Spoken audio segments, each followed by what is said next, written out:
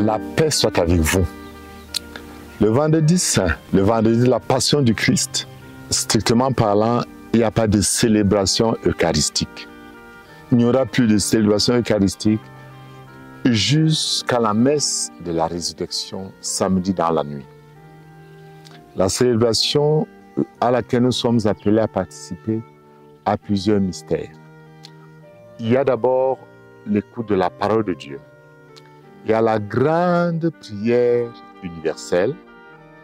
Il y a ensuite la vénération de la croix. Et enfin, il y a le partage de la réserve eucharistique de la veille que nous avons eue hier en célébrant la messe le jeudi saint. Cette célébration commence d'une manière dramatique. Il n'y a pas de chant d'entrée. Le prêtre s'avance habillé en rouge et dans une position de prostration entre en prière. Et à la sortie également, il n'y aura pas de chant de sortie, ni même de bénédiction, mais une prière pour le peuple. Il est important pour nous de vivre cet aspect dramatique en écoutant et en vivant le mystère de la passion tel que nous est présenté par Saint Jean. Et ensuite, nous passerons à la grande prière universelle, faite par le prêtre lui-même, le modèle de toutes les prières universelles, où le prêtre prie sur les besoins et les réalités de notre monde. Il y a ensuite la vénération de la croix. Je voudrais insister sur le terme vénération. On parle également de l'adoration de la croix, mais le terme liturgique le plus approprié, c'est vénération de la croix.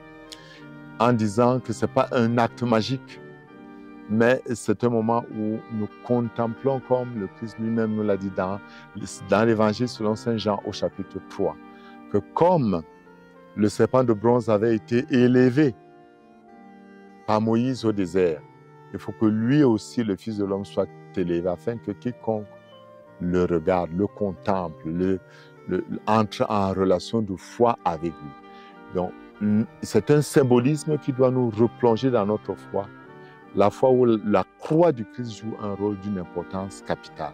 Parce que c'est de cette croix que nous avons la preuve suprême de l'amour du Christ et la destruction du péché par le bois qui a apporté la mort dans notre monde. Il y a enfin la distribution de la communion. Le vendredi, on fait également une quête pour les lieux saints.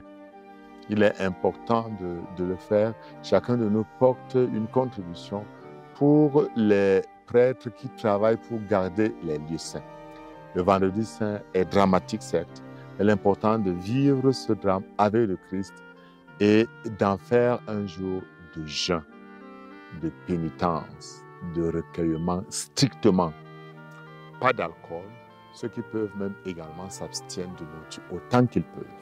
Mais c'est un jour d'abstinence, de recueillement, de prière et de pénitence qui nous prépare à mourir avec le Christ afin de ressusciter avec lui. Et que Dieu vous bénisse et qu'il vous garde. Amen.